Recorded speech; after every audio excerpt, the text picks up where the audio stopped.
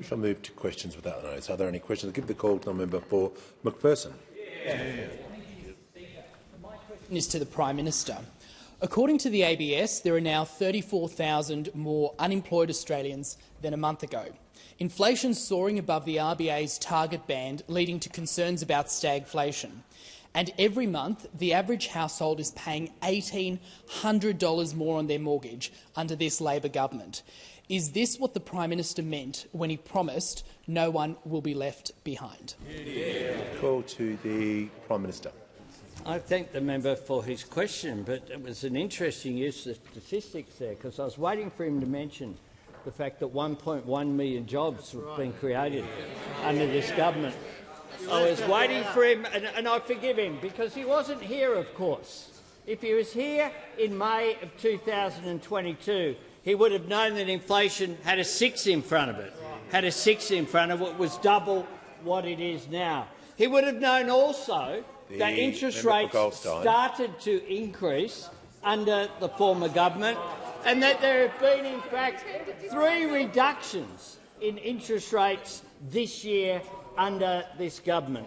He would have known when it comes to fiscal policy that they sat there, promised a budget surplus in their first year when they were elected in 2013 and every year thereafter, and in fact they delivered just 0 when it comes to surpluses, but this Treasurer delivered not 1 but 2 budget surpluses, the first consecutive budget surpluses in 20 years. He would also know, when it comes to cost of living, that this government has progressed a range of changes, from cheaper medicines, the rolling out of urgent care clinics, the tripling of the bulk billing incentive to lower health costs. He would know that the difference that we've made in paid parental leave, in the superannuation guarantee, have made a difference. He would know that the minimum wage has increased each and every year under this government, something that is the direct result of the deliberations of the Fair Work Commission, but with the advantage of having submissions from a government that supports real wage increases, not opposes them, because the former government had low wage growth as a key feature of their economic architecture. He would know that as well. So the member's forgiven in his first term. I congratulate him on his election for being here. The member for Goldstein is warned. Do not interject with that kind of interjection. From a bloke who spoke about the Wilson government online,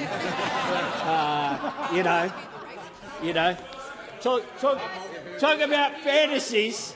I think you're safe there, Leader of the Opposition. I don't know about the others behind you, but I reckon you're pretty safe from this bloke. Order.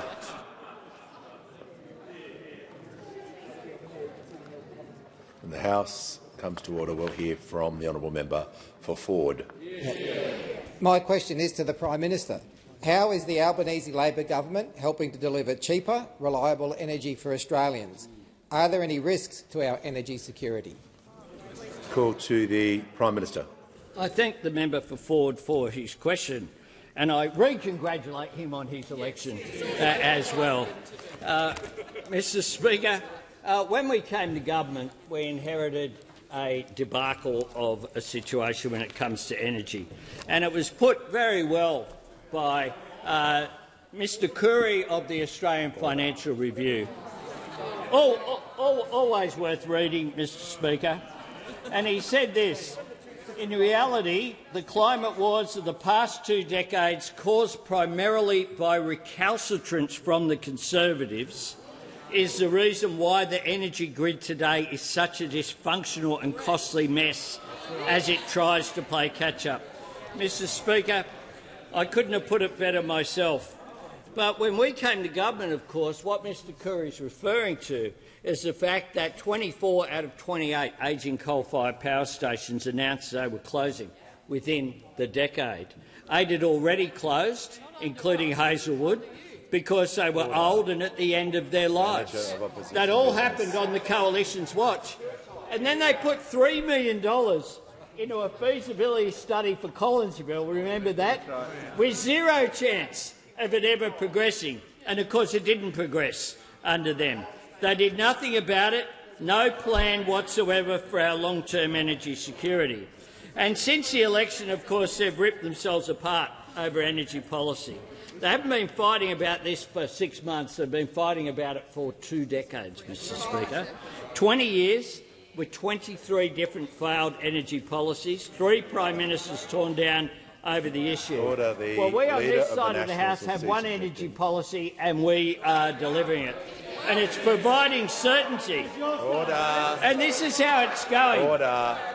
The head of the Australian Industry Group responsible for manufacturing was asked, does Australia need another debate about net zero? And this is what Innes Willox had to say. Oh God, no, no, anything but, please. We've been there before many times over the past 20 years. For many in business, there will be a lot of eye-rolling about this, simply because business had hoped that the broad fundamentals were settled. And that is what is so important. The Business Council of Australia, brand black. Order. The member for Lyne, the member for Forrest and the member for O'Connor, all 3 of you are now warned. Just enough of the interjections. You've just been going non-stop. Have some control. Listen to what the Prime Minister is saying. Show respect, and the Parliament will be a lot better for it. The Prime Minister has the call. Thanks, Mr Speaker. They're actually sledging the Business Council of Australia. That is where the modern Liberal Party have got. That's where the modern Liberal Party have got. He said, we're very much committed to net zero. We have been for some time. Indeed they have. The business community want investment certainty. That is what we're delivering. Give the call to the honourable member for Cook. Thank you, Mr Speaker. My question is to the Prime Minister. The Prime Minister promised Australians, and I quote, real, permanent, meaningful help with the cost of living. However, in my home state of New South Wales, more than 4 in 10 people are concerned about going without food. More than a third have skipped meals to cover the essentials. More than 1 in 3 will need financial assistance in the lead up to Christmas. In only 3 short years, this promise is neither real, permanent nor meaningful. When will the government address the cost of living pressures facing Australian families? Call to the Prime Minister. I thank the member for Cook for his question, and indeed I think the member for Cook has made some outstanding contributions from time to time, and I'll quote him. Order. When working at McKinsey, he was the co-author of an article titled Carbon Light, How Australia Can Power Ahead in a Net Zero World. You haven't even heard the quote yet. Order. The Prime Minister will just pause. Order. Members on my right. Members on my right. And the member for Nichols will cease interjecting. Members on the member for Isaacs. I want to hear from the manager on a point of order. Just on the point of relevance, we don't need any more time to know the Prime Minister wants to answer what he wants to answer, but this is not the topic of the question at all. And you can tell already he's off topic. Order. The member for... I'll hear from the Leader of the House first before I deal with anyone else. Mr Speaker, just to the point of order. The question's really broad. It goes to anything that's related to the cost of living, and the Prime Minister's being relevant. Order. It wasn't a I think everyone can agree it wasn't a specific question about a figure, a number, a yes or no. I think we can all agree on that. There was quite a lot in that. And I think if someone asks a question and the Prime Minister is referring to that member directly, he's done that and he's entitled to do that. So we're just going to make sure he's being directly relevant to the topics he was asked about cost of living, about a number of other points, particularly on the economy that he was asked about, including in the lead-up to Christmas, and about Australia. And the question was about when will Australians get the support they need. That's a pretty broad question. I think everyone can agree with the nature of the question, so just going to make sure the Prime Minister is being directly relevant, and he'll continue. Mr. Speaker, they'll get the support they need from this government, because that's what we do each and every day. And indeed, the member for Cook, who went on to back in the policy that was established by the former member for Cook when they established the net zero target under the former Morrison government, had this to say: McKinsey analysis estimates that these opportunities would add about Australian dollars $75 billion to the Australian economy each year through to 2035, as well as an additional 130,000 direct jobs over the period. I reckon that would help them out, 130,000 direct jobs. He went on to say, Australia is facing a global economic transition that it cannot stop. Fortunately, the lucky country can make its own luck. Blessed with natural endowments, it can ensure a just transition with abundant economic and employment opportunities in the same regions that will be affected by the inevitable decline in fossil fuel exports. Well, there it is, Mr. Speaker. There it is, Mr. Speaker. There it is. The member for Cook has asked and I'm asked also about living standards, about prices going down. Let me just give a few facts. On the 1st of January, the price of medicine goes down to $25, the lowest it has been since 2004. I reckon that'll help people. Pensioners and concession card holders, the price of medicine's frozen at $7.70 for the rest of the decade. I reckon that helps people. For 108,000 families and small businesses who've installed a cheaper battery, the price of installing solar is down and their energy bills are down permanently. I reckon that helps people.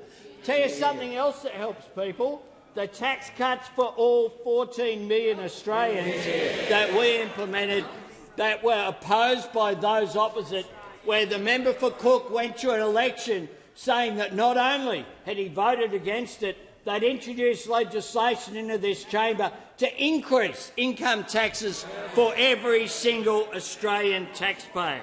The fact is that we are focused on cost of living. Those opposite are just focused on each other. With the call to the member for Reid. My question is to the Minister for Climate Change and Energy. How is the Albanese Labor government helping Australians take advantage of reliable renewable energy? What policies would deliver less reliable forms of electricity? Why is certainty so important? Call to the Minister for Climate Change and the Minister for Energy. Well, I thank my honourable friend for the question and thank her for everything she does representing her community so well, Mr Speaker. And I'm pleased to inform the House that 110,022 Australian households have now taken up the Albanese government's cheaper home battery policy, up around 2,000 since yesterday.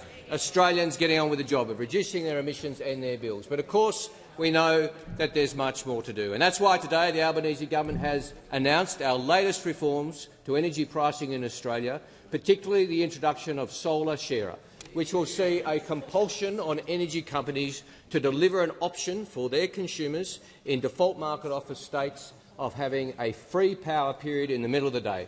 And we can do this because 4.2 million Australian houses have rooftop solar, which means there's plenty of cheap and often negative priced power in the system during the day, and that has not been passed on to consumers as much as we would like.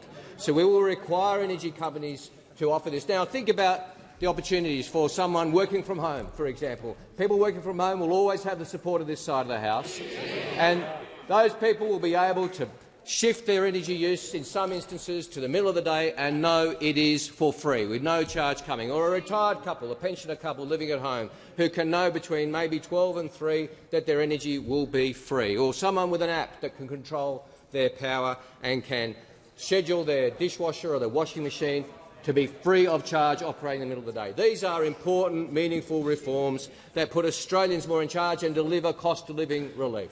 And that's what real reform looks like, important reforms to ensure that consumers are put first. And the member asked me what threats there would be and what would be an unreliable source of energy. And of course we know that the most unreliable source of energy in the Australian grid at the moment is coal-fired power, with coal-fired power stations being broken down all the time. Now, we've had some revelations from those opposite in recent days, not only net zero, but the National Party announcing they support building new coal-fired power stations. The leader of the Nats said one of the ways you can reduce emissions is to build new coal-fired power stations.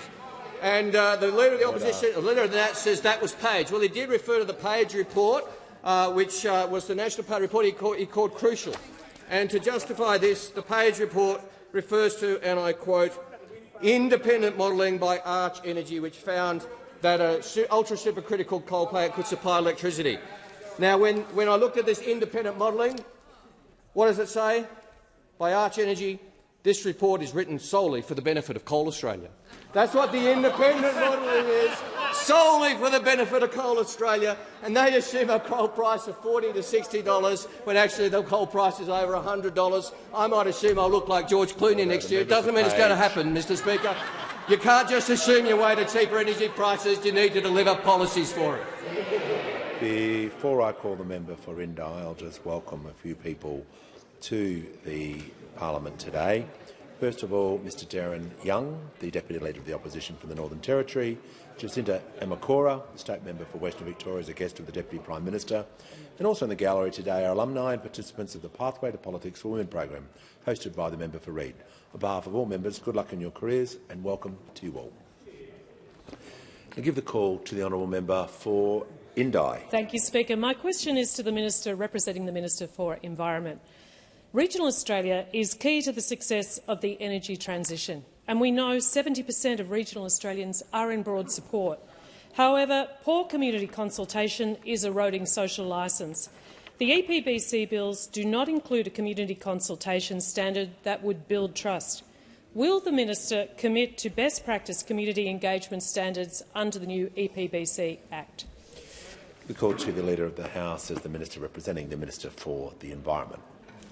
Thanks very much, Speaker. And I thank the member for Indi both for raising the legislation, but also following what has been a theme for the member for Indi in her entire time in this place about community consultation and involving the community in decision-making. The environment legislation that's before the chamber is aimed quite squarely at being able to deliver better outcomes for the environment and also a faster decision-making process. As part of that, as people know, it's based closely on the Samuel report. The Samuel report noted that the Act, as it's currently portrayed, doesn't have clear standards, doesn't have clear benchmarks. And one of the areas that Graham Samuel referred to where these benchmarks and standards could be established is with respect to community consultation, raised directly there. Now, we've said that soon we'll be making draft standards available for matters of national environmental significance and for offsets, also the First Nations engagement standard and data and compliance would come next. None of these standards actually have force until they have legislation to bounce off effectively, to launch from.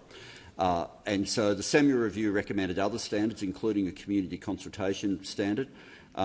My understanding is the minister. Also, I know the minister's looking into it, and my understanding is the minister's spoken directly to the member for Indi about community consultation standards as well. But as I say, to be clear, we can't actually make any standards until the bill has become law, and this is where we have had a long time with the Samuel report not becoming law. For a long time, since this bill was commissioned in 2019 and handed to the then Environment Minister, now the Opposition Leader, in 2020, we have had 5 years where the recommendations that have been there for a better outcome, where the recommendations have been made for what the outcomes will be that would deliver a better outcome for the environment and a better outcome for business, and we have not had the situation where the legislation's been before the parliament to be able and to make its way through the parliament. Right now, it's before us, and we have an opportunity now to put the legislation through, which would do, among different things, provide the opportunity for the exact sorts of standards that the member for Indi is putting in place. And I just hope, as all members on this side hope, that the parliament takes the opportunity to finally follow through on recommendations that have been waiting too long, and during that time the environment has suffered, business has suffered. It's time to get this done. Give a call to the honourable member for Jagga. Thank you, Speaker. My question is to the Treasurer. Why is reliable energy so important to Australia's economy, and how does that compare to other approaches? Call to the Treasurer. Thanks, Speaker. I thank the member for Jagga for the question, but also for the really important work that she does with the Minister for Climate Change and Energy in our team. Now, the member for Jagga understands, even if those opposite do not, that the transition to cleaner, cheaper, more reliable energy is a golden economic opportunity for our country and for its people. And that's because as the ageing coal-fired power stations become less reliable, as they come out of the system, it's those two influences which are pushing up prices, and that's why an orderly transition and considered investment in cleaner, cheaper, more reliable energy is so important to our economy. Now, Mr Speaker, when we released our 2035 targets, we put out the detailed Treasury modelling at the same time, and the conclusions of that Treasury modelling were really clear. And the conclusions were that clear and credible climate action will lead to more jobs, higher wages and better living standards. An orderly transition will give businesses the clarity and certainty they need to seize the opportunity and invest in Australia with confidence. And it also concluded that a disorderly transition would mean fewer jobs, less investment, lower wages, lower living standards and higher power prices in a smaller economy. Now, what the Treasury also concluded, Mr Speaker, when they released these three scenarios, is that the only thing worse than a disorderly transition would be to abandon net zero entirely, which is what those opposite are proposing to do. Treasurer will pause. The member for Page has the MPI today. I do not want another word out of him today, otherwise we will not have a matter of public importance. I mean it. If you want a matter of public importance, it's simple. Don't interject anymore, because I'm left with another choice. So everyone's crystal clear about what's going to happen. Great. The Treasurer has the call. Mr Speaker, what those opposite are contemplating represents economic insanity, pure and simple. Now, if you look at the document that the Treasury put out with the modelling, they made the following points clear, and I'm quoting the Treasury. The economic cost to Australia of not pursuing net zero would be significant and consequential. Not pursuing net zero by 2050 risks lower economic growth, reduced investment, missed export and employment opportunities and higher electricity prices. These outcomes would flow from several channels, including heightened policy uncertainty, increased borrowing costs on global markets and the loss of potential new export markets. These are important points, Mr Speaker. Theirs is a recipe for higher energy prices, lower wages, less investment, less reliable energy and fewer jobs in our economy. But we know, as the Prime Minister said, they're not really focused on the jobs of the Australian people. They're only focused on their own jobs. They are absolutely tearing themselves apart over net zero. They are divided, they are divisive, they are delusional, and that's why they're in disarray. But, Mr Speaker, when it comes to this most important economic transformation, this side of the House will continue to work through the issues in a considered and methodical way, because our objective is to make the most of this crucial economic transition in our economy so that our people benefit. Call to the Honourable the Deputy Leader of the Opposition. Thank you, Mr Speaker, and my question goes to the Treasurer. The Treasurer has overseen a litany of economic disasters, but always blames someone else. Higher energy prices, someone else's fault. The fastest fall in living standards in the developed world, someone else's fault. 12 interest rate rises, someone else's fault. Unemployment's up, someone else's fault. On our way to $1 trillion of debt, someone else's fault. Will the Treasurer take some responsibility for his economic mismanagement? Give a call to the Treasurer.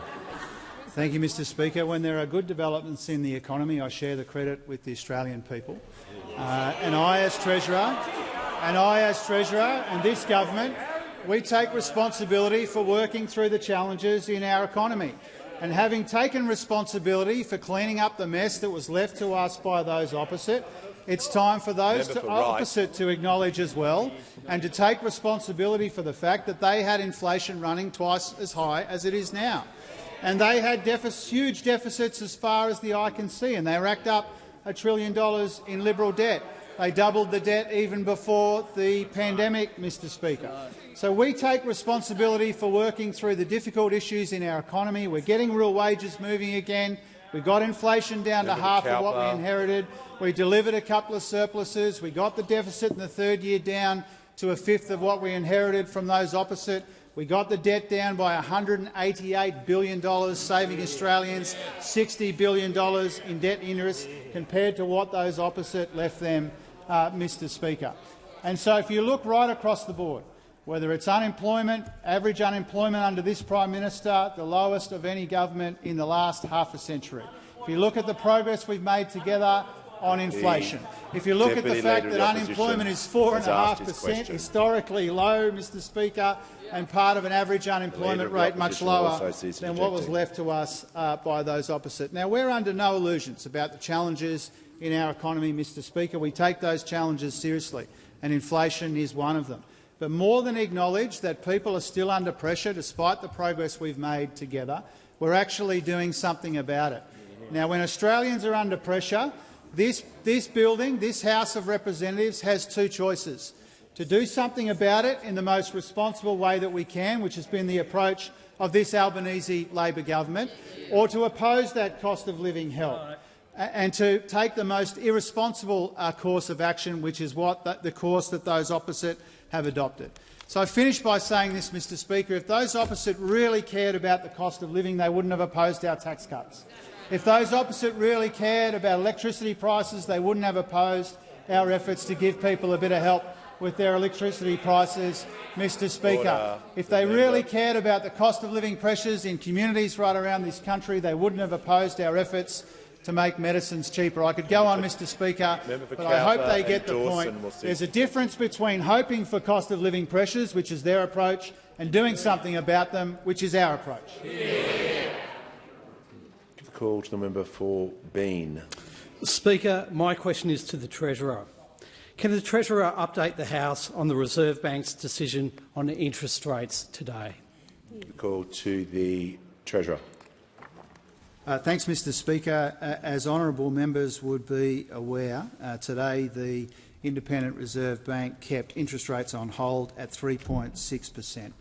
I do acknowledge that many Australians would have wanted to see more rate relief at this meeting, but this decision was widely anticipated by markets and widely expected by economists. Now, it is the case that inflation is much lower than we inherited from those opposite, and that has given the Reserve Bank the confidence to cut interest rates 3 times already this year. And those 3 interest rate cuts do reflect the very substantial progress we've made in our economy together. When we came to office, headline inflation was 6.1% and rising. It's now around half of that.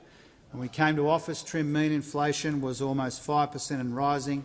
It's now been within the target band for 3 consecutive quarters, albeit at the top of the target band now. If you look at around the world, inflation ticked up in September for every major advanced economy except the UK, where it was flat, but much higher than it is here. Now, Mr Speaker, once again, as I did in the answer a moment ago, I acknowledge and we acknowledge that even with this progress we've made, Australians are still under pressure. Those 3 interest rate cuts are providing a bit of relief, but we know that many Australians would have preferred to see more relief delivered today. We've got inflation down, we've kept unemployment low, the economy's continued to grow, the private sector is recovering in welcome ways, we've got real wages growing, and interest rates have fallen 3 times this year, but we always know that there is more work to do. Now, Mr Speaker, if you have a look at the forecasts which were also released with the Reserve Bank's decision today, you will see that when it comes to government spending in the Reserve Bank's own forecast, they've actually downgraded the contribution made by public spending in our economy. And I think that does torpedo some of this dishonesty that comes from those opposite about the role of government spending, And so I point that out, Mr Speaker, acknowledging the usual politics will be played by those opposite. But if those opposite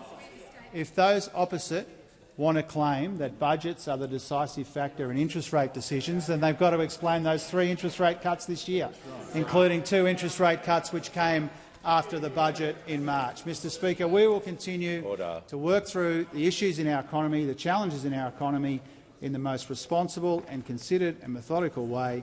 We've made a lot of progress together in our economy. We know there's more work to do, and we've acknowledged that throughout. Call to the Honourable the Leader of the Opposition. Thank you, Mr Speaker. My question is to the Prime Minister.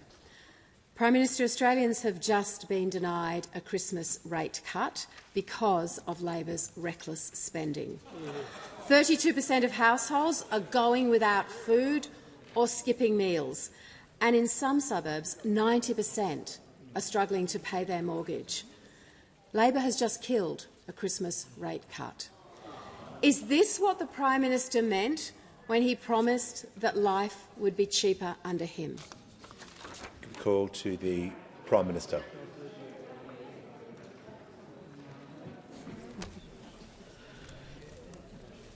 Mr Speaker, notwithstanding some of the rhetorical flourishes in that question, the fact of the matter is that this side of the House is the only side of the House, sometimes with support from the crossbenchers, to be fair, some of the time. We have implemented a consistent policy of support of cost of living measures, consistently. And when it comes to fiscal policy, of course, we are happy to compare our fiscal policy of 2 budget surpluses and lower deficits, of savings, $188 billion of reduction in debt as a result of government actions, $60 billion less in interest payments on that debt as a result of government actions, with the previous regime of 9 years, which promised a budget surplus in the first year and every year thereafter and didn't deliver a single one. One of the things that characterises this government is that we go and we under-promise and over-deliver. We didn't go to an election.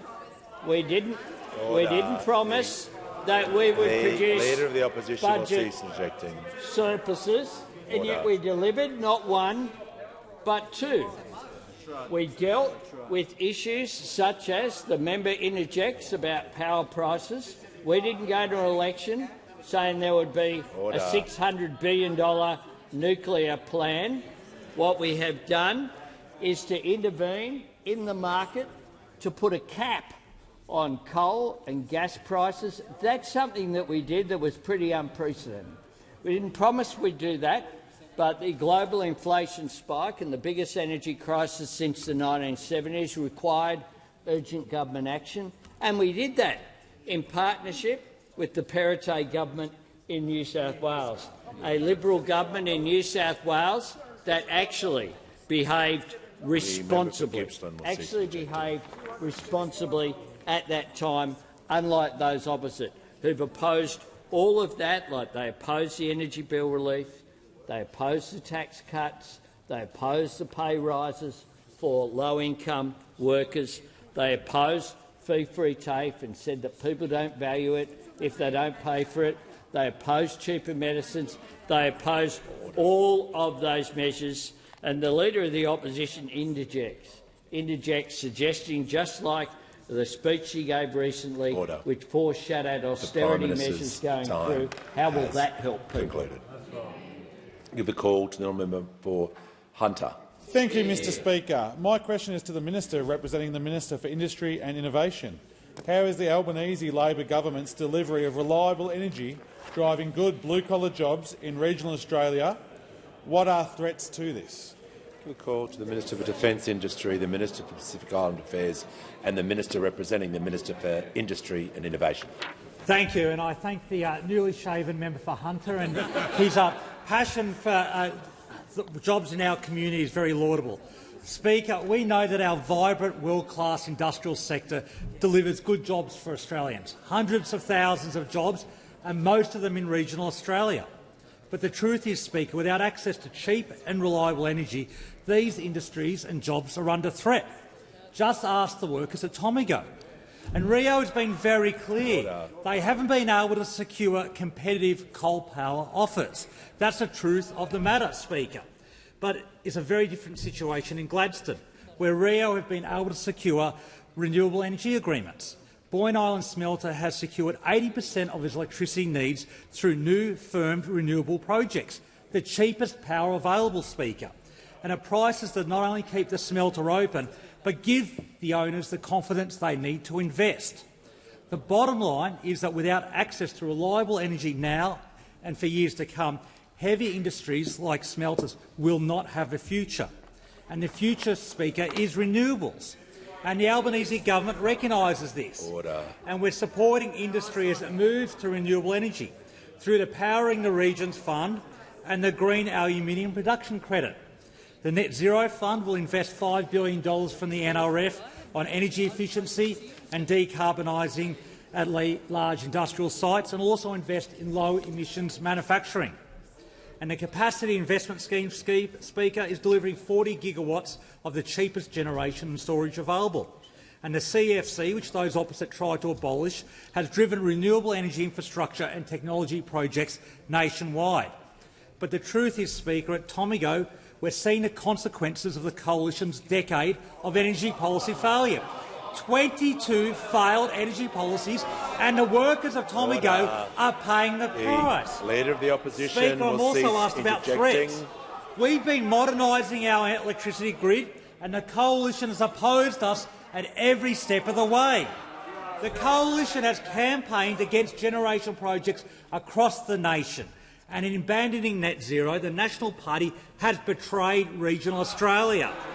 Even though they know regional Australia has the most to gain from taking action on climate. Renewables are creating jobs and new revenue sources right across regional Australia. And in campaigning against affordable energy, the Coalition is campaigning against blue-collar jobs.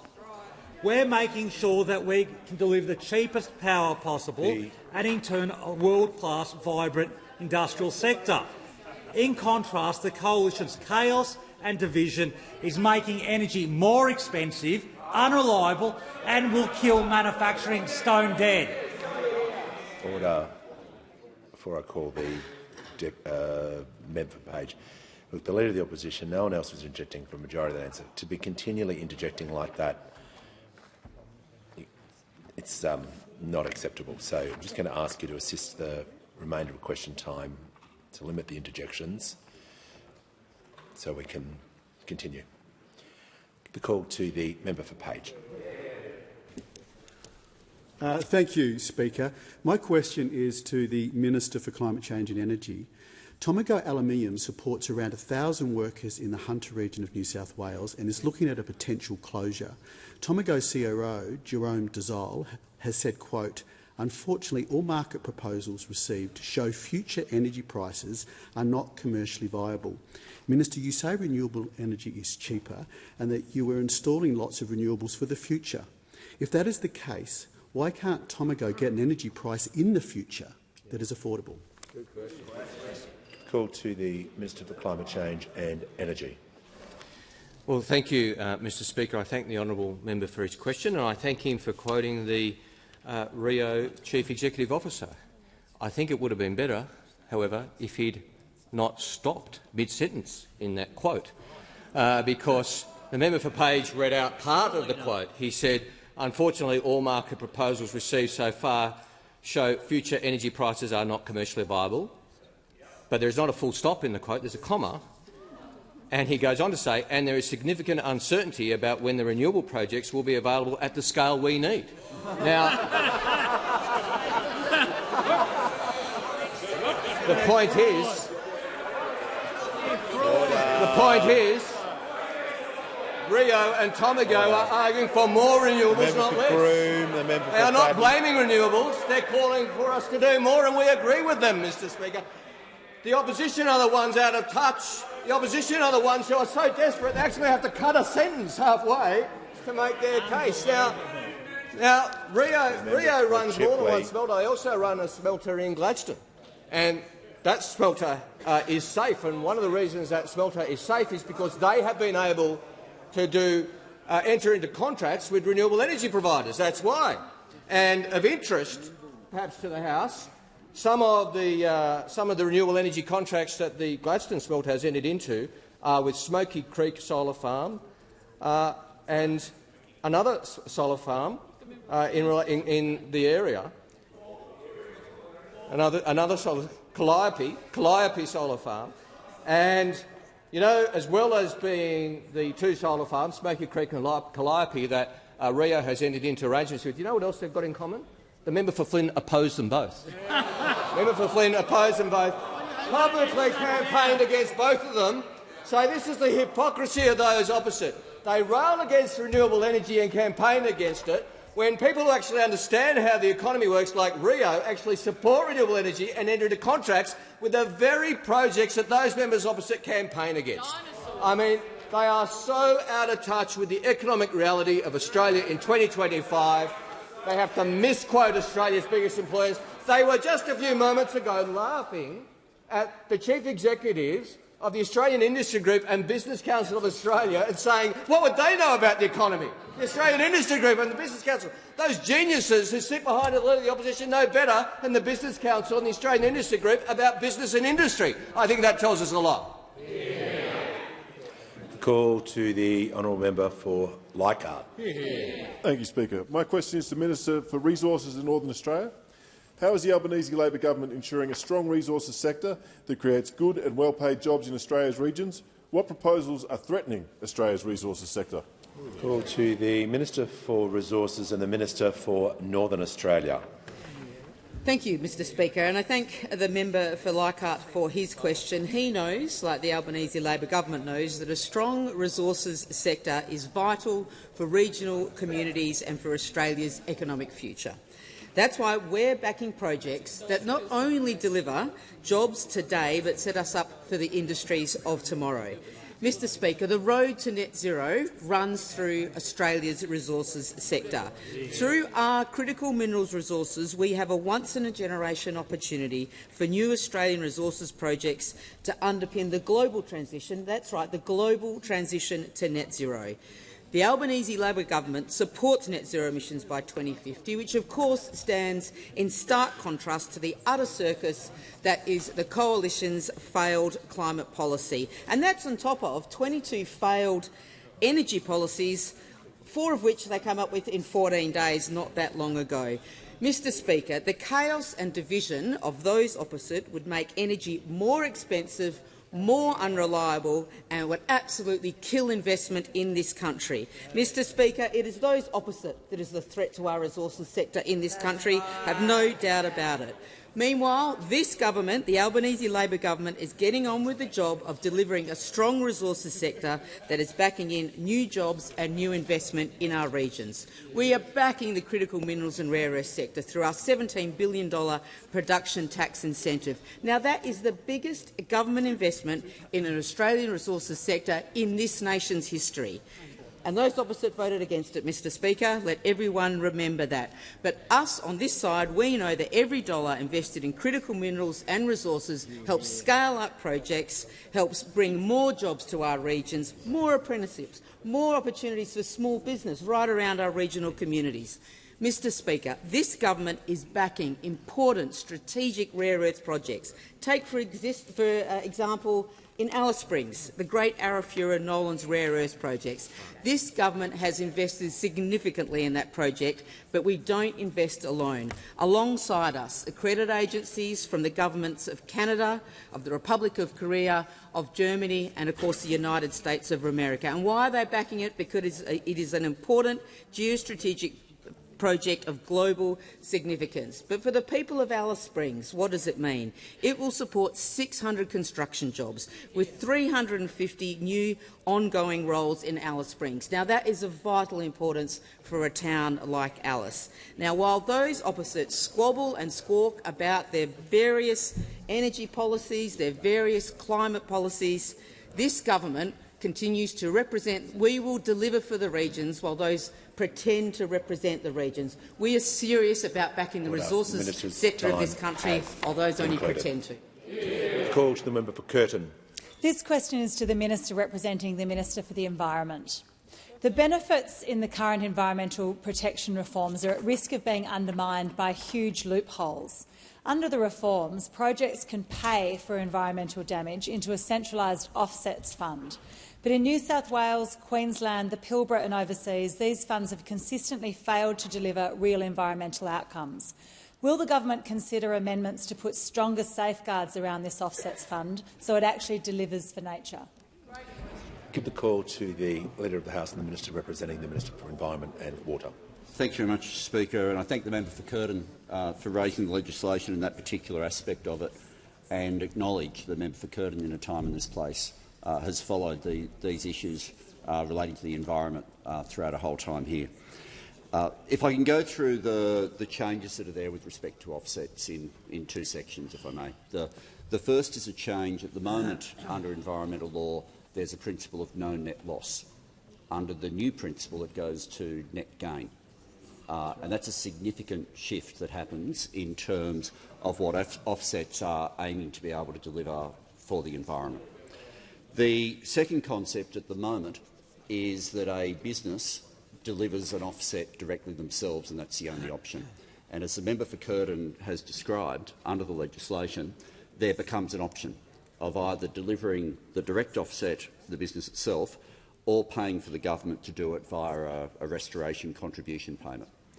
There is potentially a real strength for the environment in the payment mechanism if we get this right, and it's this. When you have small offsets all over the place, effectively you end up with no sections that are large enough or have landscape scale to have true environmental resilience, particularly when we're dealing with climate change. If you can have somebody who is independently charged with looking at where those offsets occur, then instead of businesses choosing this area and that area, and effectively you end up with a map of Australia that looks like someone's got a toothbrush and spattered bits of paint, you get these tiny little dots with no resilience, you end up with a situation where you can deliver landscape-scale offsets which are capable of resilience and therefore delivering a long-term outcome for the environment in a scenario where we've made the change I referred to at the start of going from no net loss to a net gain. So that's why the independent restoration contributions holder is established. The concept of that holder is effectively for the land sector an equivalent to what we have under the Water Act for the Commonwealth Environmental Water Holder, where you have someone who is in charge of holding these, in this case this amount of money, but delivering with a direct obligation to provide landscape-scale outcomes, which project by project the environment has never been able to get out of the EPBC Act. The concept that the member refers to in terms of the government's appetite for amendments, the minister has made clear that we are in discussions on this legislation. We want to be able to see it get through, and we're in constructive conversations with the different groups around the parliament. We want to make sure that we get this done and we get it done this year. Give the call to the honourable member for Gilmore. My question is to the Minister for Health. How is the Albanese Labor government's record investment in bulk billing making it easier for Australians to see a GP for free after a decade of cuts and neglect? What has been the response to these changes? Call to the Minister for Health and Ageing, the Minister for Disability and the National Disability Insurance Scheme. Thanks, Speaker. The member for Gilmore is an amazing advocate for a stronger Medicare on the South Coast. Because of her relentless advocacy, we'll soon be extending the operating hours at the Batemans Bay Urgent Care Clinic to 18 hours a day, 7 days a week, to soak up some of the demand that's going to flow from changes to the hospital at Batemans Bay that the New South Wales government has made. We'll also shortly announce details of the urgent care clinic at Nowra that is going to soak up some of the demand from the really busy emergency department at the Shoalhaven Memorial District Hospital. But it's not just better urgent care that the member for Gilmore campaigns about. She's been out and about talking up our record investment in bulk billing, Mr Speaker. She recently visited Grand Pacific Health in Nowra, where the practice manager, Charisse Morris, said this, Mr Speaker: "This will make a huge difference. If people don't have to pay that gap for general consults, that's food in their mouth." The Sussex doctors at Sussex Inlet posted this on Facebook. She brought this to my attention. "Healthcare made more affordable at Sussex Doctors. We're proud to be a fully bulk billing clinic, ensuring everyone in our community can access quality medical care." Prime Minister will love this. "Your appointment covered by Medicare, just bring your card," they said.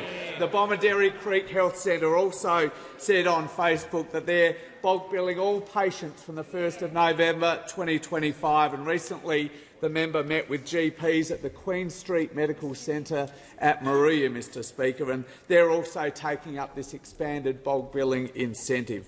In just 1 week, Mr Speaker, the number of GP clinics in Gilmore that bulk bill every patient that comes through their door has doubled. In just 1 week, Mr Speaker. Today, almost half of the practices in Gilmore are 100% bulk billing, and that number will continue to grow, Mr Speaker, because these clinics in regional Australia get an even bigger boost from our record investment than clinics in the city, Mr Speaker.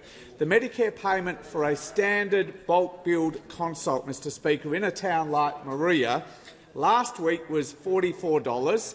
This week is $87, double the price it was last week, Mr Speaker. It's doubled in 1 week. And those bulk billing clinics for 100% of their patients get 12.5% loading on top of that, Mr Speaker. That is why these clinics are making the shift. It's obviously good for their patients, so that the patients can go to the doctors when they need it rather than when they think they can afford it, but it's also good for the practice, and it's also good for the individual doctors. And that's why the member for Gilmore is out there talking up our record investment. Call to the Honourable the Deputy Leader of the Opposition. Thank you, Mr Speaker. My question goes to the Prime Minister, and it follows the Treasurer's earlier remarks about today's RBA statement. What the Treasurer didn't reveal about that statement is the RBA's forecast for headline inflation to peak at 3.7% in the middle of next year, well above the target band, and not to return to the band until 2027. My question to the Prime Minister is, given the government spending is running 4 times faster than the economy, isn't it time to rein the Treasurer in to stop his spending spree? To the Treasurer.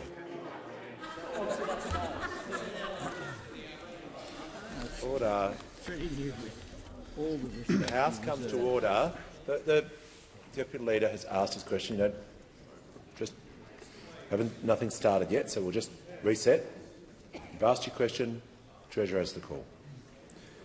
Thank you, Mr Speaker. I don't think the Shadow Treasurer has thought through his question, because if he had, or if he understood the forecasts released half an hour or so ago, or if he was being honest with the House and therefore the Australian people, if he was talking about the forecasts, he would point out that the Reserve Bank has revised down the contribution made by public spending to the economy. Now, either he doesn't understand that, which is troubling, or he does understand that and he's trying to be dishonest about it. Equally troubling, Mr Speaker. Now, when it comes to the Reserve Bank's forecasts of inflation, the point that they have made in their statement on monetary policy today is that a number of the factors which drove up the inflation number in the most recent data they consider to be transitory. They do acknowledge, as we do, that there's still inflationary pressures in the economy, but they say when you compare quarter on quarter, they expect there to be a moderation in December. Now, that's not necessarily my opinion. Those are the words that the Reserve Bank put out in their statement of monetary policy about half an hour ago, Mr Speaker, and so he should be honest about it. And similarly, Mr Speaker, when it comes to this idea, which is wrong, that government spending is the reason why we have seen an unwelcome tick-up in inflation in the most recent data. And similarly, if he wants to say that government spending and government's budgets are the decisive factor in interest rate decisions, then he needs to explain those 3 interest rate cuts this year, Mr Speaker, including 2 after the March budget, Mr Speaker. Now, if he wants to talk about what the Reserve Bank Governor thinks about the government's fiscal position, then perhaps he could read into the Hansard, as I'm about to do, what Governor Bullock said last week when she was asked about the fiscal position. And this is what Governor Bullock had to say, I'm quoting. "We have got relatively low debt compared to other countries, relatively low debt to GDP ratios. Our deficits as well, we've had a couple of surpluses, and the most recent deficit, in fact, is quite small as well." And this view that the Reserve Bank Governor has is shared by Fitch Ratings Agency last week when they reaffirmed our AAA credit rating. So, Mr Speaker, I'm very happy to take as many questions as he can muster when it comes to the forecasts and when it comes to the fact that even with the revised forecasts, the Reserve Bank is expecting under this government for inflation to be considerably lower than the higher and rising inflation left to us by those opposite. Call to the member for Petrie. Thank you, Speaker. My question is to the Minister for Housing, Homelessness and Cities. How is the Albanese Labor government supporting first home buyers into their own homes sooner, and what other approaches to housing is the government being asked to consider? Call to the Minister for Housing, the Minister for Homelessness and the Minister for Cities. Thank you, Speaker, and I thank the member for Petrie for her question. Speaker, since our government was elected in 2022, almost 1,000 of her constituents have bought their first home with the support and backing of our government, and there will be many more to come, Speaker. Now, Mr Speaker, Australia is in the grips of a housing crisis that's been building for 40 years. We know that the long-term fix here is we've got to build more homes. The majority of our historic $43 billion housing agenda is devoted to doing just that. The more housing we build, the more affordable housing becomes for Australians. Now, Speaker, we got some good news. Just yesterday we learned that building approvals around Australia are up 15.3% on last year, Speaker. These are meaningful numbers, and this number has been growing fairly consistently now for 20 months. We have got a long way to go on housing, but we're seeing some really important progress. Now, our government knows, Speaker, that people need help on housing right now, and that is why we are so proud to see a massive expansion in home ownership opportunities. Our government has now helped 197,000 Australians around the country get into their first home with our 5% deposit scheme. Now, Speaker, the member asked me about alternative approaches, and we do see from those opposite a completely different attitude to housing. They are completely out of touch, not just with energy policy, but also with the housing experience of Australians, Speaker. Now, in fairness to those opposite, this is not a new feature of the 48th Parliament. You'll remember, Speaker, when Malcolm Turnbull was Prime Minister, he said the answer for young people trying to get into their own home was that parents should shell out to help their kids, which doesn't help much if your parents aren't millionaires. When Joe Hockey was asked what advice he'd give to a young person struggling to get into housing, get this, Speaker, he said, "Get a good job that pays good money." As if the housing challenges facing our country is some kind of personal failing of the young people around the nation. Now, Speaker, we know that for most of the time the Coalition were in office, they were so disinterested they didn't even bother having a housing minister. And yesterday, the member for Wright said the quiet part out loud. According to him, the Coalition didn't have a housing minister because there was no problem with housing under the former government, Speaker. Mr Speaker, let me be really clear. The reason they didn't have a housing minister wasn't because there was no crisis, it was because they didn't care, Speaker. Under those opposite, house prices in Sydney more than doubled. Rents skyrocketed and an entire generation in our country gave up on the idea of home ownership. They spent 9 years doing absolutely nothing about this problem. They then went into opposition and they've spent the last 3 years trying to block and delay things that will help. They're now doing everything in their power to show all of you in the public gallery that they are not even remotely concerned with your problems but just with their own. Speaker, I wouldn't trust them on housing or anything else that matters to you and your family. The call to the member for Calare. To the Infrastructure Minister. In 2007, the National Party turned the first sod on the Bells Line of Road Expressway. This kicked off a golden age of broken promises, delays and funding raids on a fast road over the Blue Mountains that all major parties are guilty of. And the traffic jams from the Central West to Sydney are worse than ever. will your government commit to turning the Great Western Highway into a genuine expressway to Sydney? Give the call to the Minister for Infrastructure, Transport, Regional Development and Local Government. Thank you very much, and can I thank the member for Calare for the question. I know this is an issue that he feels very strongly about. I understand through my office's engagement with the New South Wales Minister, Minister Aitchinson's office, that they are currently undertaking a white paper investigating options for upgrades to the Great Western Highway, and that is currently well progressed. I also understand that you have met with Minister Aitchinson to discuss the progress of this work in New South Wales. As a member would appreciate, with projects of this nature and the size, that we can't really proceed without the support of the New South Wales Government. Their consideration of this project is still underway, and of course then, as we do in the usual way through budget processes, we consider any proposals to see whether the Commonwealth will co-invest with those. But as you are aware, the proposed tunnel between Katoomba and Lithgow was committed to by the former LNP government, with only $2 billion committed for works either side of the tunnel and an extra $500 million committed by the New South Wales Government. The middle section alone of that tunnel would cost in the order of $11 billion and would be the longest road tunnel in the country under the Blue Mountains.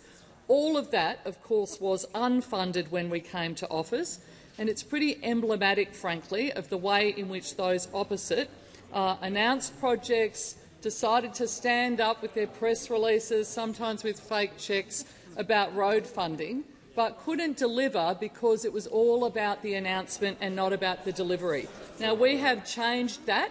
That is what we are focused on, in delivering projects that, in fact, have properly funded, properly planned, and that's important.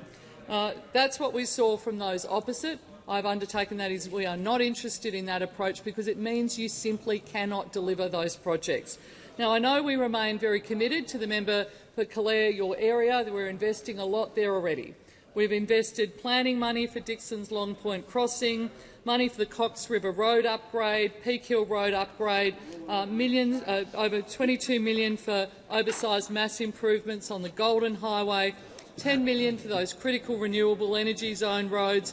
There's projects in community infrastructure that you've advocated strongly for, $15 million for the Orange Sporting Precinct, for example. We're investing in infrastructure in Calare, but we do it properly. We do it in a way that we know that we can deliver, that are properly planned and properly costed, unlike those opposite, who frankly raised expectations and then failed to deliver anything. Call to the honourable member for Lingiari. To the Prime Minister. Prime Minister, how is the Albanese Labor government supporting First Nation Australians living in remote parts of the country by securing good jobs, easing the cost of living and delivering essential infrastructure? Call to the Prime Minister. I thank the member for Lingiari for her question, and it was indeed an absolute pleasure to be with the member there at Uluru just over a week ago to celebrate the 40 years since the handover of Uluru Katajuda to First Nations people, to the traditional owners. And it was a wonderful celebration, and it was indeed a great honour for me as Prime Minister to be there. Now, Labor promised to abolish the failed CDP, which was essentially work for the dole that provided no training, no skills, no real wages, no real advancement for First Nations people in remote communities, and to replace it with real jobs with proper wages and decent conditions. And we've done just that as of Saturday, the 1st of November. The CDP is gone for good, and it's gone nationwide. We replaced it with the Remote Australia Employment Service, building on the 1,700 remote jobs we're already rolling out, over halfway to the 3,000 that we will deliver. This is all about our government's focus on economic empowerment for Indigenous Australians, tangible, positive change, creating new opportunities. We also have a responsibility to ensure that every community has access to the fundamentals of a decent life, things that most Australians take for granted. And last year, our government made a generational investment in remote housing in the Northern Territory.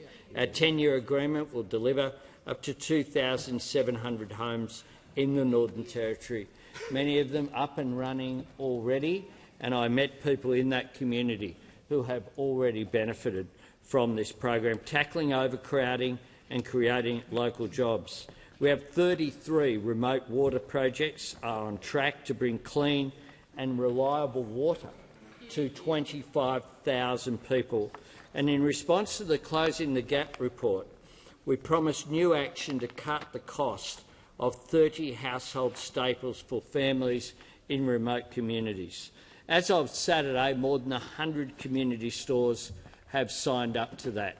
That's about getting essentials like flour and tinned fruit and toothpaste, those essentials that most of us take for granted in Australia, getting it so that people can stay healthy on country. Our government is focused on making a real difference for First Nations people in remote communities, economic empowerment, healthy lives supported by good jobs and wages. And the member for Lingiari is such an outstanding advocate for people in those communities, and I congratulate her on the extraordinary work that she is doing, which is why she was so well received by the local population, the Ananu people there in Uluru. Give the call to the honourable member for Monash. Mr Speaker, my question is to the Prime Minister. House prices in the month of September grew at a faster pace than at any other time in the last 2 years. Now industry is warning that the government's reckless expansion of its Help to Buy scheme will push house prices up by 6.6% in 2026 and for several years after that. Hopes for a Christmas rate cut are now dashed. Is this what the Prime Minister meant when he said he has real and lasting plans for cheaper mortgages? The call to the Prime Minister. I thank the member for Monash for her question, and indeed I hope that she writes to the 1,358 members of her electorate who benefited from the 5% home deposits. I hope she writes to them. Order. I hope she writes to them and say that somehow it's inappropriate that you're buying your own home. What you should have done was just stay paying off someone else's mortgage rather than pay off your own mortgage, because that is what the member for Monash is suggesting.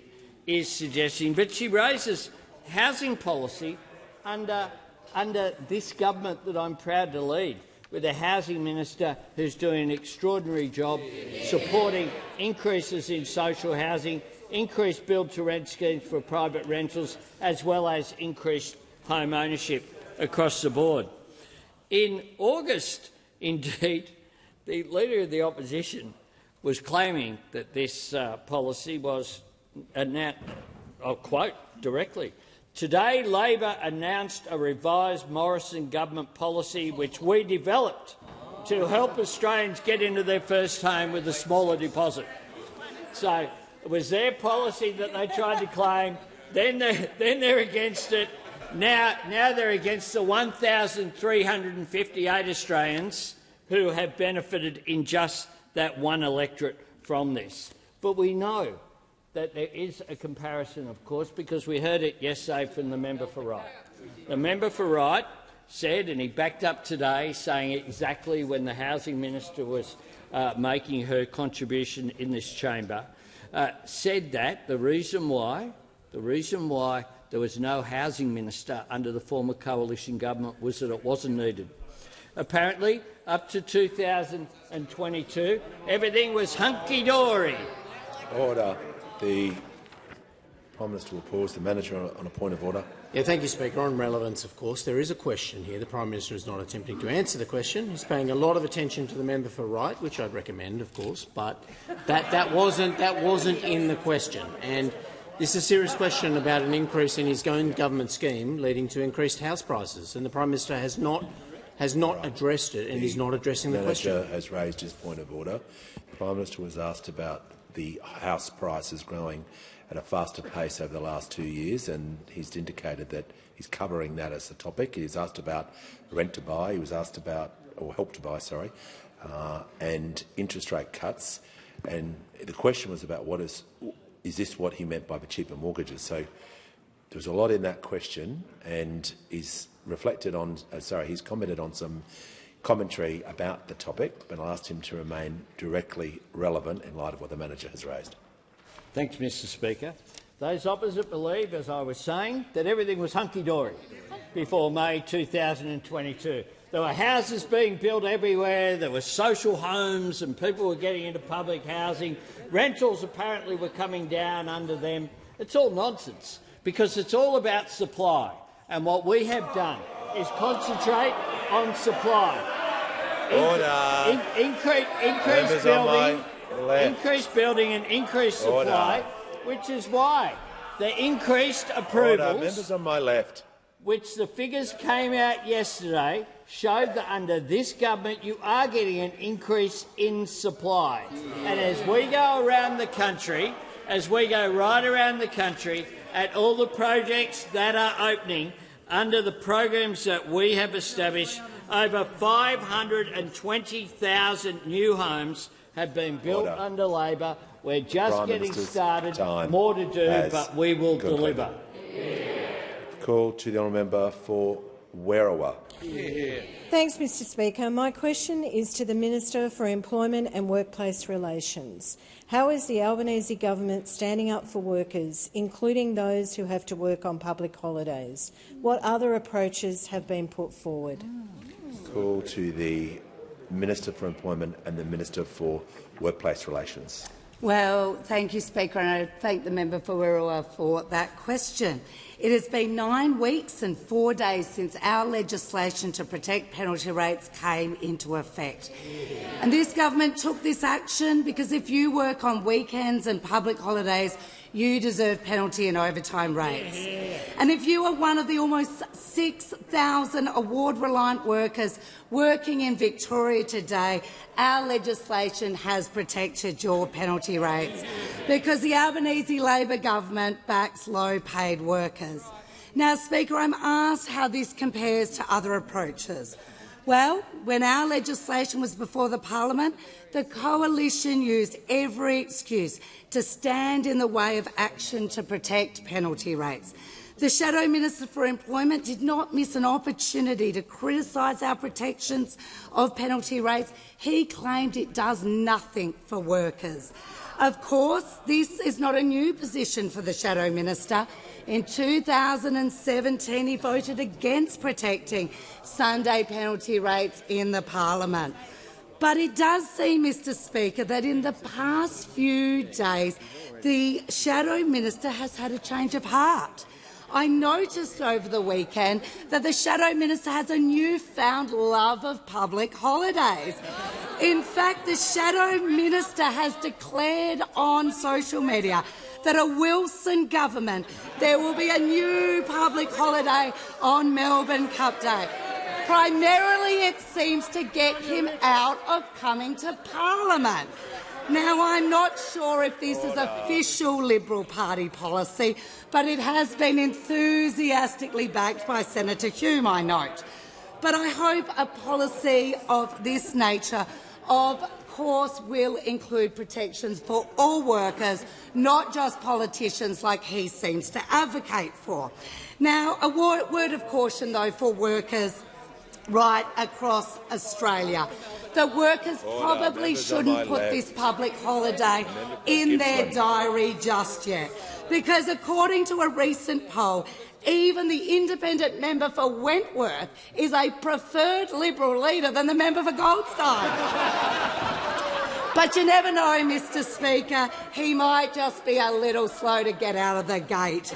And we may see a Wilson government sometime in the future. But of course, in all seriousness, Mr Speaker, it is incredibly disappointing that we see the coalition completely talking about themselves, which days they're going to have off. Of course, is it going to be the member for Farrer, the member for Canning, the member for Hugh, or even the member for Goldstein that will lead this party? It's only our Labor government that will back Aussie workers. Order. Give the call to the member for Calare. To the Housing Minister.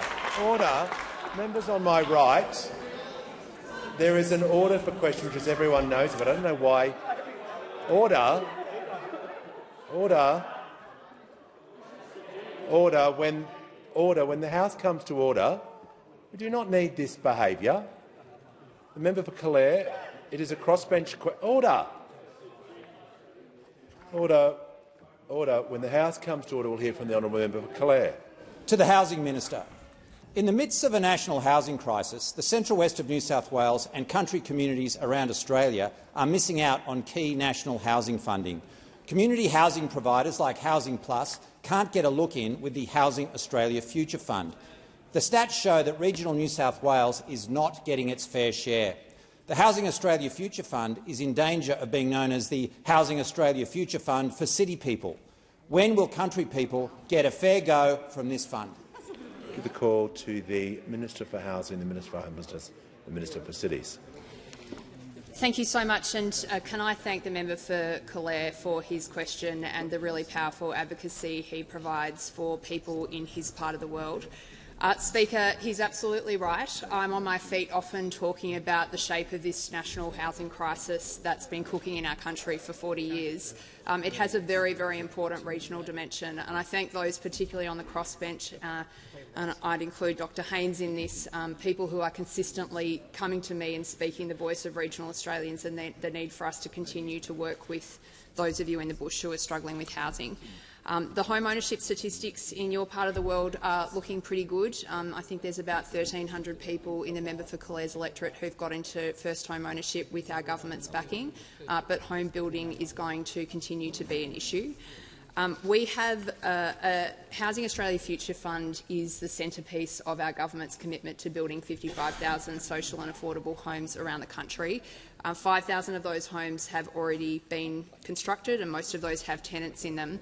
We've got about 25,000 that are in planning or construction. The remainder of the Housing Australia Future Funds have not yet been committed. What I would say to the honourable member, Housing Australia has a requirement to deliver housing around the country, but I'd offer him the opportunity, if he'd like, for me to meet with his community housing providers to talk about the remainder of the HAF money. There's two really important funds that are being expended at the moment. One is the remainder of the Housing Australia Future Fund. The other is the $1 billion, part of the $1.2 billion commitment that our government's made to building crisis and transitional accommodation around the country.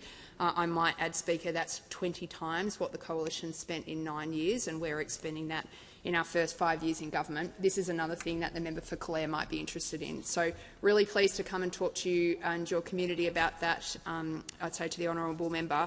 And I will just say to the parliament, you know, all of us represent local electorates where there's housing need that's particularly acute. We've all got people in our communities that need and deserve extra support from our government on housing. After a 9-year period where the Coalition built 373 social and affordable homes, we're building 55,000 over 5 years. Whatever you might like to say about housing, Speaker, this is a really meaningful contribution to a national problem. You know, I meet the tenants who live in these homes. I hear how their lives have been radically changed overnight because for the first time in their life, many of them have got access to secure housing. I'm thinking of a woman who I met in Adelaide recently who was looking at becoming homeless late in her life. She's in a Housing Australia Future Fund home. It's changed her life and the life of her family, and we're going to do it 55,000 more times. Thanks, Speaker. Call to the honourable member for Macnamara. Thank you, Speaker. My question is to the Minister for Education. What is the Albanese Labor government doing to help Australians with a student debt and to make our education system better and fairer? Call to the Minister for Education. Thanks very much, Mr Speaker, and can I thank again my friend the member for Macnamara for his question.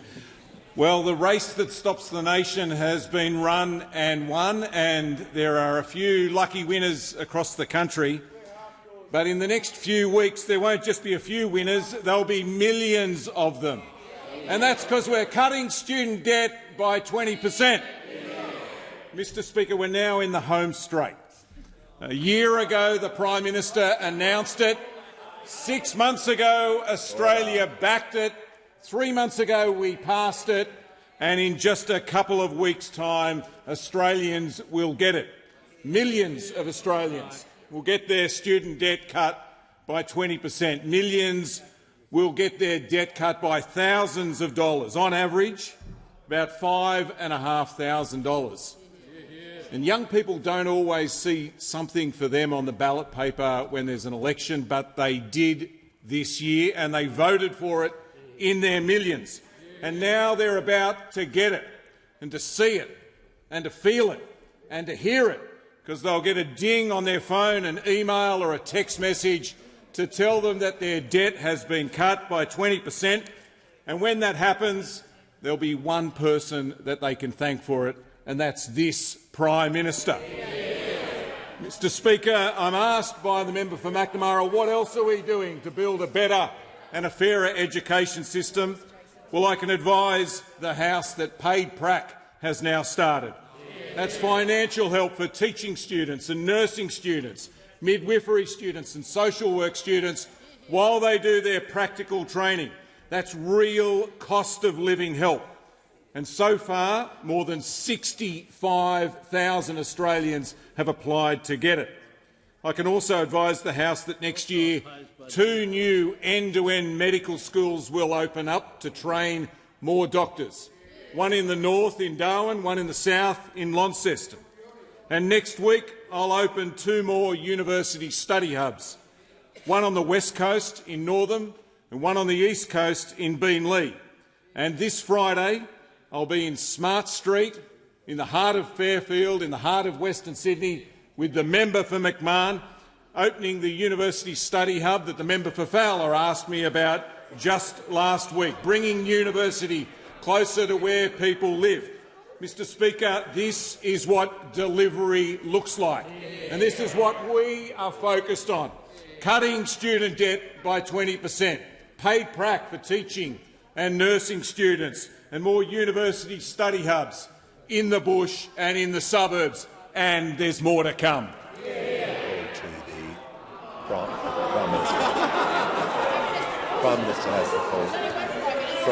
Member Goldstein, resume your seat. Prime Minister has the floor. Christian Brothers taught me mercy, Mr Speaker, and I ask that further questions be placed on the notice paper in all of our interests. And on indulgence, the Leader of the Opposition. Thank you, Mr Speaker. Jamie Mallam has written into the history books, becoming the second female jockey to win the Melbourne Cup on half yours, following Michelle Payne on Prince of Penzance 10 years ago. She's also won the double, the Caulfield Cup, Melbourne Cup double, obviously being the first female jockey to do both. And the member for Wannon, co-chair of the Parliamentary Friends of Racing, tells me it was a beautiful ride.